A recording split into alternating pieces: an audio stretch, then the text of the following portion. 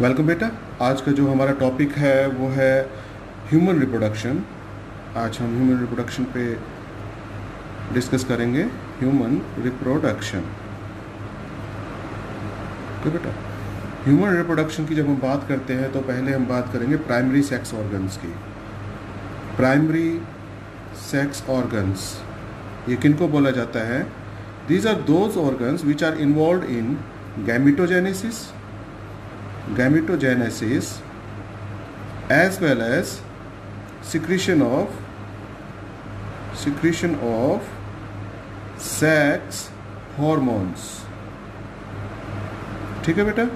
Gamete आप समझिए, male gamete जो होता है वो होता है स्पर्म, और जो फीमेल गैमीट है वो होता है एग या ओवा, जिसको हम बोलते हैं ओवम। सो बेटा, जो गैमेटोजेनेसिस करता है, गैमीट्स का प्रोडक्शन करता है, वो प्राइमरी सेक्स ऑर्गन कहलाता है। साथ ही जो सेक्स हार्मोन को रिलीज करेगा वो भी प्राइमरी सेक्स ऑर्गन कहलाता है। ये दोनों काम एक ही सेक्स ऑर्गन करता है मेल में और एक ही करता है फीमेल में। वो क्या है वो मैं आपको भी बताता हूँ। सेक्स हार्मोन कौन से हैं ये समझ लीजिए आप। For male like testosterone and for female it's estrogen. तो बेटा, ये दोनों जो हार्मोन है ये स्टीरॉयड हार्मोन है। मैं आपको बता चुका हूँ पहले के वीडियोस में। स्टीरॉयड हार्मोन है, स्टीरॉयड्स, ठीक है। स्टीरॉयड हार्मोन है, लिपिड डेरिवेटिव होते हैं, ये कोलेस्ट्रॉल से बनते हैं ये दोनों। सो इनका गैमेटोजेनेसिस का और इनका जो सिक्रीशन करेगा वो प्राइमरी सेक्स ऑर्गन कहलाता है। ये मेल में जो होता है वो होता है टेस्टिस। ये सिंगल के लिए वर्ड आता है, सिंगुलर। अगर प्लूरल इसको हम प्लूरल करेंगे इसका तो बनेगा टेस्टिस। ओके बेटा। एंड फीमेल में ये होता है ओवरी। सो ये दोनों, this both are primary sex organ in human being. Okay, तो पहले हम लोग बात करते हैं ह्यूमन रिप्रोडक्शन में मेल रिप्रोडक्टिव सिस्टम की। पहले हम इसको डिस्कस करेंगे, मेल रिप्रोडक्टिव सिस्टम।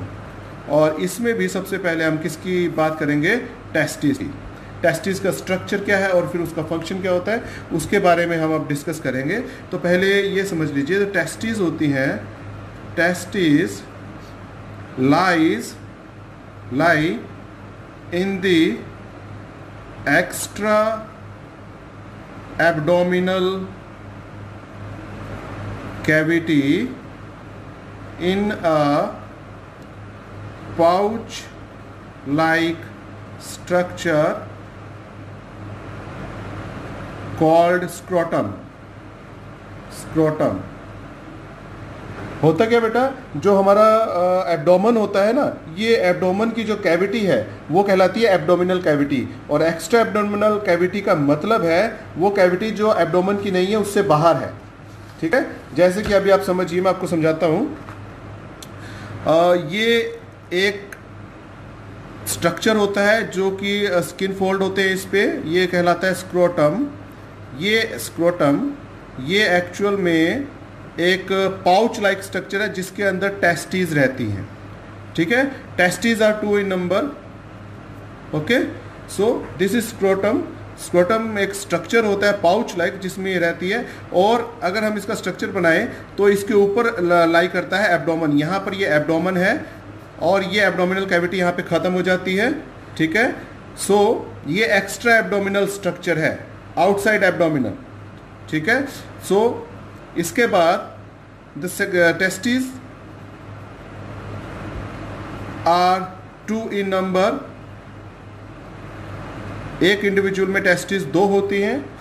ठीक है, और अब मैं आपको टेस्टिस का एक डायग्राम बना के दिखाता हूँ, एक स्ट्रक्चर।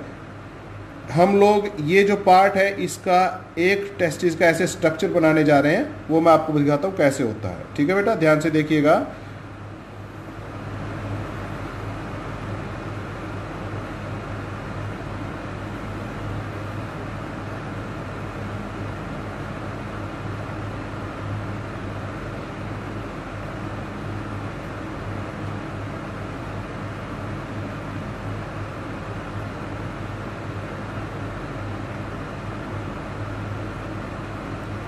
ये सारे स्ट्रक्चर क्या है, मैं अभी इसको लेबल करूँगा, आपको समझाऊंगा कि ये क्या स्ट्रक्चर है, सब समझिएगा आप।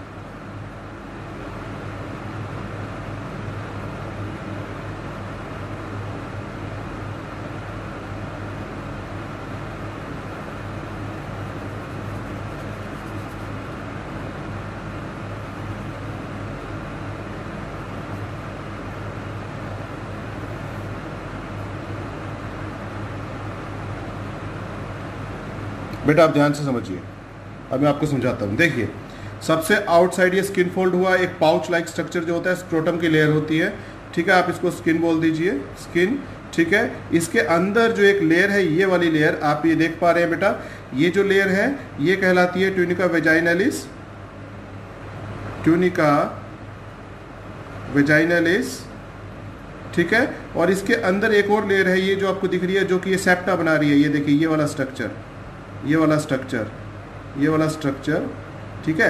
आप यहाँ पर एक चीज़ और नोट कीजिए, ये एक कंपार्टमेंट है, ये दूसरा कंपार्टमेंट है, ये तीसरा कंपार्टमेंट है, ये चौथा कंपार्टमेंट है। ये अलग अलग कंपार्टमेंट बन रहे हैं और इनको सेपरेट कौन कर रहा है, ये सेप्टा कौन बना रहा है, ये होती है ट्यूनिका एल्ब्यूजिनिया, ट्यूनिका एल्ब्यूजिनिया, ठीक है बेटा। ये जो सेप्टा बने हुए हैं ना, आप ध्यान से समझिएगा, इसके अंदर जो आपको ये दिखाई दे रहे हैं, ये स्ट्रक्चर जो कि बिल्कुल कॉइल्ड स्ट्रक्चर है, ये बाद में जाके स्ट्रेटन अप होता है, ट्यूब लाइक स्ट्रक्चर आप देख पा रहे हो, लेकिन यहाँ पर ये कॉइल्ड है, ये है सेमिनिफरस ट्यूब्यूल्स। ये वही साइट है जिसके अंदर सेमिनिफरस ट्यूब्यूल्स, जिसके अंदर स्पर्म बनते हैं और जिसके अंदर androgens, androgens means male specific hormones, male specific hormones होता है। इसका मतलब यहाँ पे मैं बात कर रहा हूँ मेल स्पेसिफिक कौन सा, टेस्टोस्टेरोन की।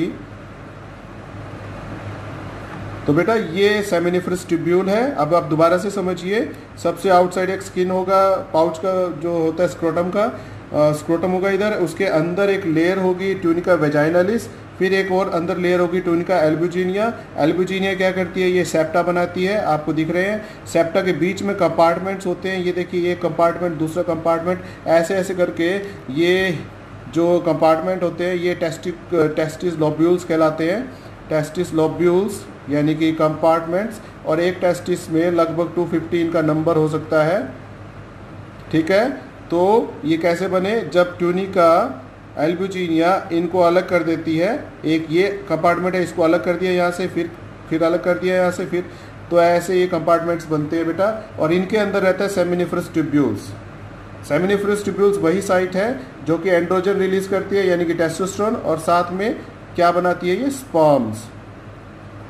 स्पर्म्स जो होते हैं उनको हम बोलते हैं स्पर्मेटोजोआ, स्पर्मेटोजोआ, ठीक है, स्पर्म्स को बोलते हैं। अब यहाँ पर एक चीज़ देखिए, ये जो डायरेक्ट लाइन निकल रही है, ये ट्यूब्स निकल रही हैं, कहाँ से, सेप्टा से, सेमिनिफरस ट्यूब्यूल की ये ट्यूब्स निकल रही है बाहर, ये कहलाती है, जो स्ट्रेटन अप हो रही है ये वाली, ये कहलाती है डक्टस ट्यूब्यूलाई, डक्टस ट्यूब्यूलाई, ठीक है बेटा। और ये यहाँ पर आके देखिए एक नेटवर्क बना रही है, ये नेटवर्क कहलाता है, ये वाला नेटवर्क, ये स्ट्रेटन अप होकर यहाँ पे नेटवर्क बनाती है, रेटेटेस्टिस, रेटेटेस्टिस। और इसके बाद जो ये स्ट्रक्चर है यहाँ पर रेटेटेस्टिस के बाद, ये कहलाता है वासा एफ्रेंशिया, वासा एफ्रेंशिया। वासा एफ्रेंशिया के बाद ये जो इलोंगेटेड स्ट्रक्चर है, दिस इज एपिडिडिमस, ठीक है बेटा। एपिडिडिमस ये पूरा इलोंगेटेड स्ट्रक्चर है, और इसका ये वाला पार्ट है, ये इसका हेड है एपिडिडिमस का, ये पूरा पार्ट इसकी बॉडी है यानी कि कॉर्पस, कॉर्पस। और लास्ट में यहाँ पर इसकी एक टेल है, ठीक है। और ये टेल से आप देखिए ये एक ट्यूब और निकल रही है, जो ये मैं आपको इंडिकेट कर रहा हूँ, ये ऊपर की ओर जा रही है, ठीक है। ये है वासा डेफरेंस, ये है वासा डेफरेंस, ठीक है बेटा। तो अभी तक इसको फिर से रिवाइज कर लो जल्दी से। सबसे पहले आउटसाइड स्किन है, उसके बाद ट्यूनिका वेजाइनलिस है, ट्यूनिका एल्बुजिनिया है। एल्बुजिनिया अलग अलग कंपार्टमेंट बना देती है और उन कंपार्टमेंट में रहता है सेमिनिफरस ट्यूब्यूल्स। ये एक ट्यूब लाइक स्ट्रक्चर है, ट्यूब लाइक स्ट्रक्चर। आप यहाँ पे देखिए ऐसे जो ट्यूब होती है ना, ऐसे ट्यूब लाइक स्ट्रक्चर है ये ट्यूब लाइक स्ट्रक्चर है। बस ये ट्यूब पूरी तरह से ऐसे कॉइल्ड होती है इसके अंदर। यहाँ देखिए कॉइल्ड, इसके अंदर क्या बनते हैं, स्पर्म भी बनते हैं और इसके अंदर टेस्टोस्टेरोन भी रिलीज होता है। ठीक है बेटा। और यहाँ से फिर ये निकलते हैं डायरेक्ट, ये ट्यूब लाइक जो स्ट्रक्चर होता है स्ट्रेटन अप हो जाता है, ये दिस इज डक्टस ट्यूबुलाई। और फिर वो क्या बना देते हैं, एक नेटवर्क बना देता है। नेटवर्क से फिर आगे ये रेटेटेस्टिस कहलाता है। रेटेटेस्टिस से आगे ये जो पार्ट है ये कहलाता है वासा एफरेंशिया। वासा एफरेंशिया फिर the head part of epididymis और फिर कॉर्पस और फिर टेल। ये पूरा वासा ये एपिडिडमस है और इसके टेल रीजन से निकलती है एक और डक्ट, ये है वासा डेफरेंस। ठीक है बेटा, अभी तक क्लियर हुआ आपको?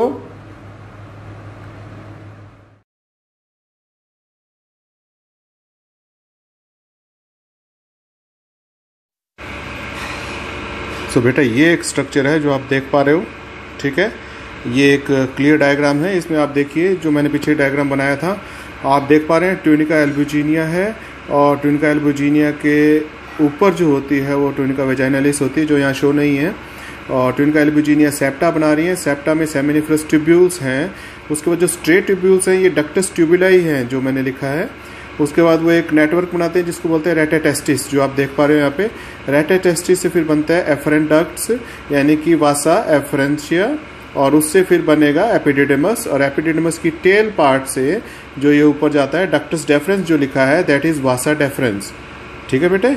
और इसके बाद जो आपको मैं बताने जा रहा हूँ वो है मेल एक्सेसरी ग्लैंड्स जो होती हैं उनके बारे में। सो ये है वो स्ट्रक्चर। ये एक्चुअल में जो मैंने भी डायग्राम बनाया है और जो ये डायग्राम है ये पीछे का पार्ट है, पोस्टीरियर पार्ट।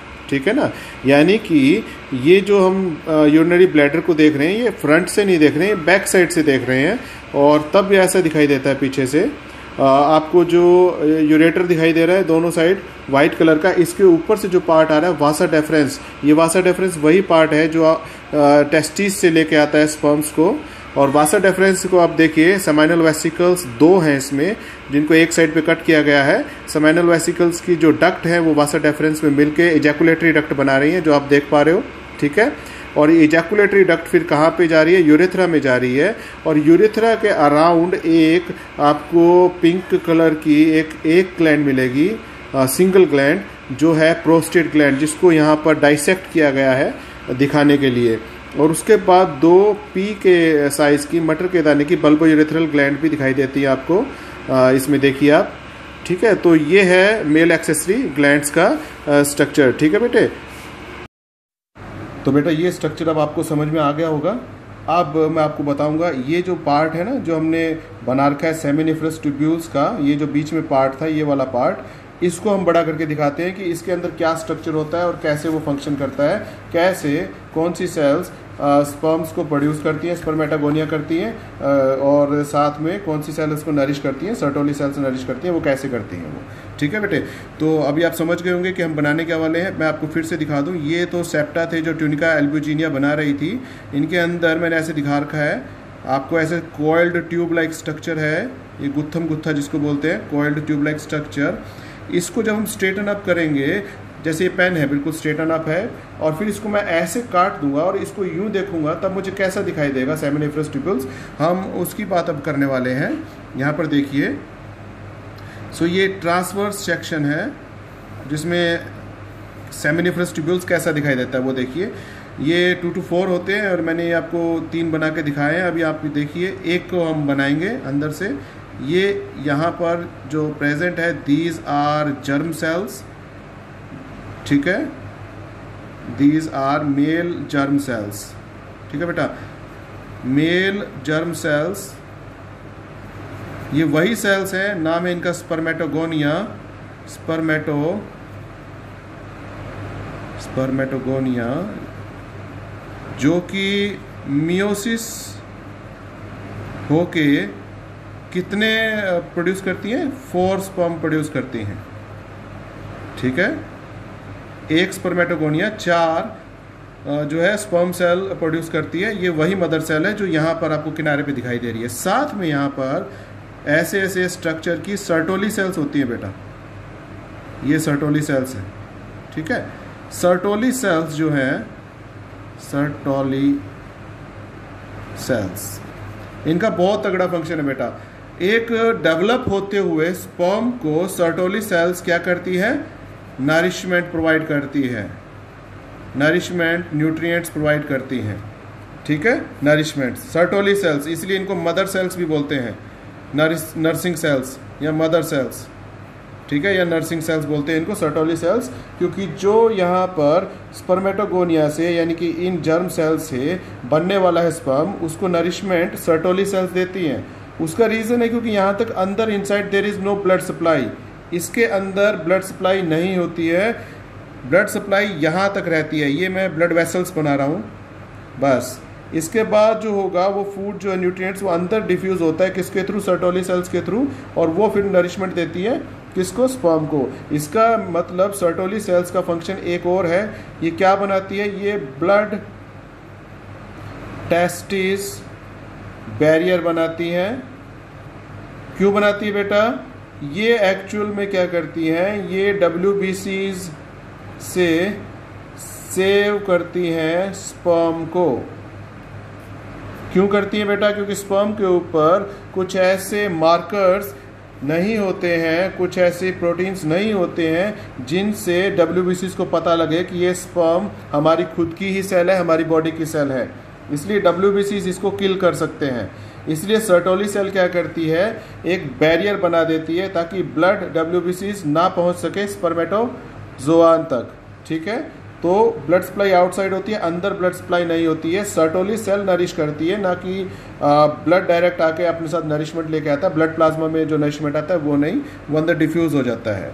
ओके बेटे, सो ये जो था ये इसका स्ट्रक्चर था। इसके बाद ये जो आपको पार्ट बीच में दिखाई दे रहा है ये कहलाता है इंटरस्टिशियम। इंटरस्टिशियम, और बेटा इंटरस्टिशियम में कुछ एक खास सेल्स होती हैं जिनको इंटरस्टिशियल सेल बोल सकते हैं। इंटरस्टिशियल सेल्स, या फिर हम लोग इनको बोलते हैं लेडिक सेल्स। लेडिक सेल्स, इन सेल्स का देखिए पहले तो प्रेजेंट कहाँ है, ये इंटरस्टिशियम प्रेजेंट है, ये अंदर प्रेजेंट नहीं होती, इस इंटरस्टिशियम में प्रेजेंट है। दूसरा इनका एक बहुत ही अच्छा और इम्पोर्टेंट जो फंक्शन है ना बेटा, वो है क्या प्रोड्यूस करना, एंड्रोजन्स। अभी एंड्रोजन्स क्या है, एंड्रो का मतलब होता है मेल स्पेसिफिक हॉर्मोन्स, यानी कि बात करते हैं तो टेस्टोस्टेरोन की, ठीक है। So male specific hormone testosterone Leydig cells यानी इंटरस्टिशियल प्रोड्यूस करती है, वो यहाँ पे होता है। और स्पर्म जो होते हैं वो अंदर इनसाइड बनते हैं, स्पर्मेटोगोनिया से मियोसिस होके वो बनते हैं स्पर्म, और ये सर्टोली सेल्स है जो उसको नरिशमेंट देती है। ये इसका स्ट्रक्चर है बेटा, ठीक है। अब हम इसके बाद बात करेंगे, यहाँ पर देखिए इस डायग्राम को एक बार फिर से। इस डायग्राम में आप देख पा रहे हैं कि ये डिफरेंट स्ट्रक्चर जो थे, ये जो ट्यूब ऊपर जा रही थी ये थी वासा डेफरेंस, ठीक है। वासा डेफरेंस फिर क्या करती है, हम उसकी बात करने वाले हैं अभी, ठीक है बेटे। एक स्ट्रक्चर में और बनाने जा रहा हूँ, आप समझिए वासा डेफरेंस का। सपोज कीजिए ये यहाँ पर टेस्टिस थी और इससे ये एपिडिडिमस था इसके ऊपर ऐसे, और ये यहाँ से निकल के ऊपर क्या जा रहा है, वासा डेफरेंस, ठीक है बेटा। अभी तक समझ में आया, ये था एपिडिडिमस, हेड, कॉर्पस और टेल, यहाँ से निकला वासा डेफरेंस जो ऊपर की ओर मूव करता है, ठीक है। वासा डेफरेंस जब यहाँ पे ऊपर जाता है तब ये आता है हमारा यूरेटर जो यूरिन लेके आ रहा है, ठीक है, किडनी से, और ये यहाँ पे है यूरिनरी ब्लैडर, ठीक है। एक यूरेटर इधर से आएगा, ठीक है बेटा, ये यूरिनरी ब्लैडर है, और यूरिनरी ब्लैडर यहाँ पर दो और मेल एक्सेसरी ग्लैंड्स हैं जिनका हम बोलते हैं सेमाइनल वेसिकल्स,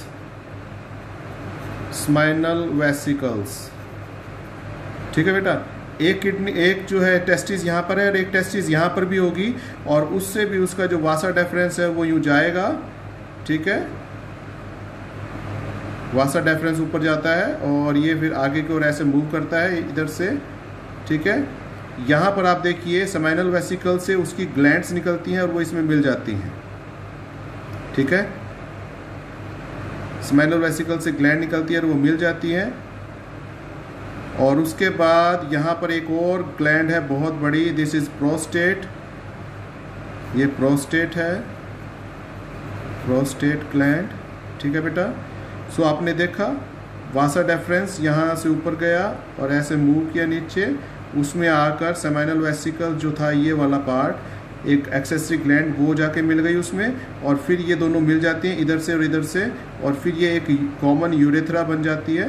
यूरेथ्रा वही होती है जिससे मेल अपना यूरिन जो है वो पास आउट करता है, ठीक है। सो ये स्ट्रक्चर आपको समझ में आया होगा कैसे। ये बीच में ये अपना यूरिनरी ब्लैडर है ये, ठीक है। ये यूरेटर आ रहा है किडनी से, और ये वासा डेफरेंस आया, ये वासा डेफरेंस यहाँ पे स्पर्म बने, उन स्पर्म्स को लेके आ रहा है ऊपर तक इजैकुलेशन के टाइम पे। सो दिस इज यूरेथ्रा, यूरेथ्रा, ठीक है बेटा। ये प्रोस्टेट ग्लैंड है, प्रोस्टेट ग्लैंड आप देखिए सिंगल है और सेमाइनल वेसिकल्स 2 हैं, ठीक है। और सेमाइनल वेसिकल्स की जो डक्ट मिलती है वासा डेफरेंस में मिलने के बाद, वो यहाँ पर मिलने के बाद वो कहलाती है ejaculatory duct, ejaculatory duct. I hope ये आपको समझ में आया होगा, ठीक है। इस वीडियो को रिवाइंड करके आप फिर से देखिएगा कि कौन सा स्ट्रक्चर कैसे मिल रहा है। इसके बाद बेटा जब यूरेथ्रा होती है, इसके बाद यहाँ पर 2 और बहुत ही मान्यूट पी साइज में मटर के दाने के आकार की बहुत छोटी ग्लैंड्स होती हैं बेटे, 2 वो भी पेयर में होती हैं, वो होती हैं काउपर्स ग्लैंड, काउपर्स ग्लैंड, और इनका दूसरा नाम है बल्बो यूरेथ्रल ग्लैंड्स, ठीक है बेटा। सो आपने यहाँ पर देखा मेल एक्सेसरी ग्लैंड्स जिनकी हम बात करेंगे, कितनी थी? 3 थी। देखिए 2 हैं, कौन सी? Seminal vesicles. सो ये पेयर में होती है सेमाइनल वेसिकल्स। प्रोस्टेट जो होती है ये बहुत बड़ी ग्लैंड होती है, ये यूरेथ्रा जो निकल रही थी यूरिन लेके यहाँ से, उसमें मिल जाती है जब वासा डेफरेंस और इजैकुलेटरी डक्ट जो मिलती है, वासा डेफरेंस इधर से आ रहा है और इसकी जो डक्ट आके दोनों मिली वो इजैकुलेटरी डक्ट होगी, वो यहाँ मिल जाती है, ये बन गई यूरेथ्रा। यूरेथ्रा को कवर करती है प्रोस्टेट, सिंगल है एक, और फिर ये 2 है काउपर्स ग्लैंड। तो मेल एक्सेसरी ग्लैंड्स 3 हैं, seminal vesicles which occur in pair, Cowper gland which also occur in pair, and prostate which is single in structure, ठीक है, सिंगल ही होती है। और ये तीनों क्या करती हैं, ये आप याद रखिएगा बेटा, जो सीमन होता है ना, सीमन के 2 पार्ट होते हैं, एक पार्ट होता है स्पर्म और बेटे दूसरा पार्ट होता है सेमाइनल फ्लूइड। वो फ्लूइड जिसमें वो सीमन रहता है, यानी जिसमें स्पर्म रहता है, वो फ्लूइड, ठीक है। ये एक स्टिकी वाइटिश क्रीमिश पार्ट होता है फ्लूइड, और उसमें स्पर्म रहते हैं बेटे, तो सीमन इन दोनों से बनता है। सेमाइनल फ्लूइड जो होता है ना, वो सीक्रेट किया जाता है इनके द्वारा। ये जो 3 ग्लैंड्स थी, कौन कौन सी? Cowper's, prostate and seminal vesicles, ठीक है। सेमाइनल फ्लूइड क्या करता है, ये स्पर्म को एक तो स्विम करने के लिए एक मीडियम देता है ताकि वो स्पर्म स्विम करके और एग तक पहुंच सके फैलोपियन ट्यूब के अंदर, ठीक है, उसको फर्टिलाइज करने के लिए। दूसरा, ये नरिशमेंट प्रोवाइड करता है, इसमें फ्रक्टोज शुगर होती है, ठीक है, नरिशमेंट प्रोवाइड करता है because it contains, seminal fluid contains fructose sugar, ठीक है बेटा। और एक और इम्पोर्टेंट चीज़ है, इसमें कैल्शियम आयंस भी होते हैं, जिससे जो स्पर्म मूवमेंट करता है उसको मोटिलिटी मिलती है, उसको मूवमेंट मिलती है, ठीक है। सो ये इसका मेन 3 पार्ट होता है। ये इसको एल्कलाइन मीडियम देता है ताकि स्पर्म जो होता है वो वहाँ जिंदा रह सके वेजाइना के अंदर, क्योंकि वेजाइना के अंदर क्या होता है, ये आप समझिएगा बेटा, ये जो चीज़ है इसको मैं यहाँ कंटिन्यू कर रहा हूँ, देखिएगा। वेजाइना के अंदर का जो मीडियम होता है दैट इज़ 4 pH होती है, उसमें 4 आप जान सकते हैं कि कितनी कम pH होती है। इस pH पे, एसिडिक pH पे जो स्पर्म है उसकी डेथ हो सकती है, तो किल हो सकता है स्पर्म, लेकिन ये सेमाइनल फ्लूइड एल्कलाइन मीडियम में होता है, तो ये इस एसिडिक मीडियम को क्या कर देता है, न्यूट्रल कर देता है, ताकि स्पर्म वहाँ पे जिंदा रह सके। ठीक है। सो ये जो सेमाइनल फ्लूइड जो मैंने आपको बताया, जो स्विमिंग के लिए एक मीडियम दे रहा है, जो नरिशमेंट दे रहा है स्पर्म को, जिसमें आयंस है जो उसकी हेल्प कर रहे हैं, जिसमें कई एंजाइम्स भी होते हैं, जो एल्कलाइन मीडियम होता है, ताकि वेजाइनक एसिडिक मीडियम को न्यूट्रल कर सके और स्पर्म की जान बचा सके, और फिर स्पर्म स्विम करके पहुंच सके फैलोपियन ट्यूब पे, ताकि वो फर्टिलाइज कर सके एग को। ठीक है बेटे। सो ये सेमाइनल फ्लूइड कौन रिलीज करता है, seminal vesicles, prostate and up to some extent, सबसे कम आप समझ लीजिए काउपर्स ग्लैंड। ठीक है, ये रिलीज करता है बेटा। ठीक है।